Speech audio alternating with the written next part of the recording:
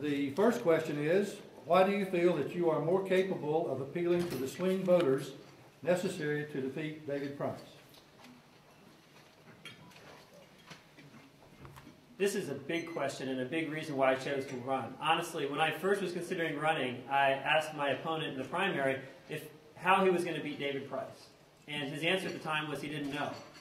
But what I do know is that America is tired of the same old message. America is tired of living in fear.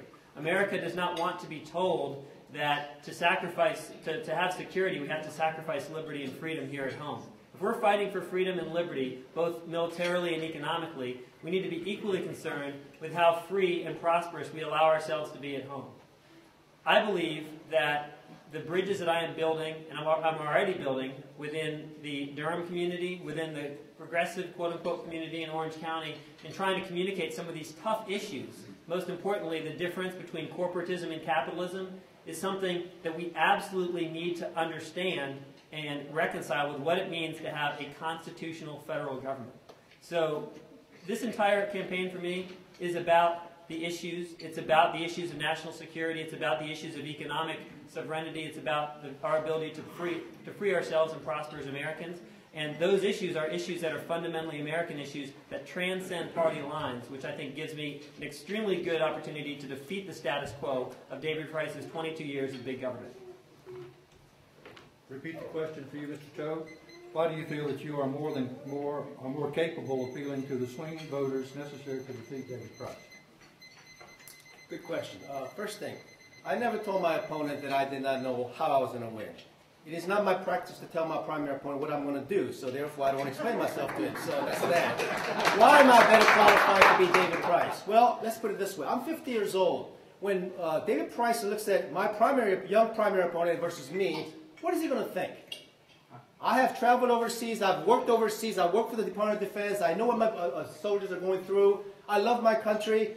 I've been through a vast 5 decades of life experience. And all of you that are older enough to know, realize that, you know what? Being 33 is okay.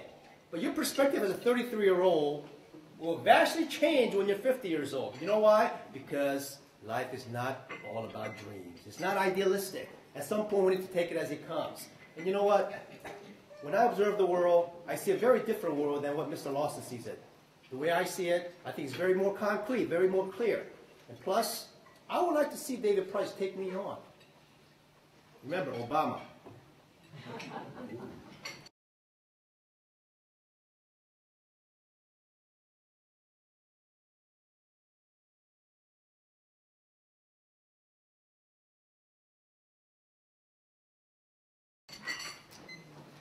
All right. First, this next question. Do you support the...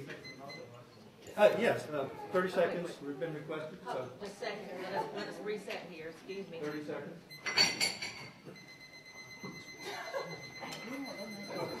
Go ahead. Just briefly, so my question to my opponent was, how is he going to beat David Price? I don't expect him to tell me how he's going to beat me, but as someone who is seriously considering running, I wanted to know how he was going to beat the opponent in the general election. The second thing that I'd say is I am the furthest thing from an idealist you can imagine. I consider myself extremely realistic, having built a company from $0 to $10 million in revenue over 5 years, created over 70 jobs, and created a great exit for myself and my investors.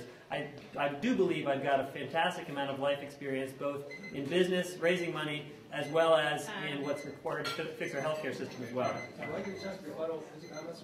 You can have 30 seconds. I don't feel that I owe my primary opponent what my game plans are. Yesterday, today, or tomorrow. So. All right, moving on.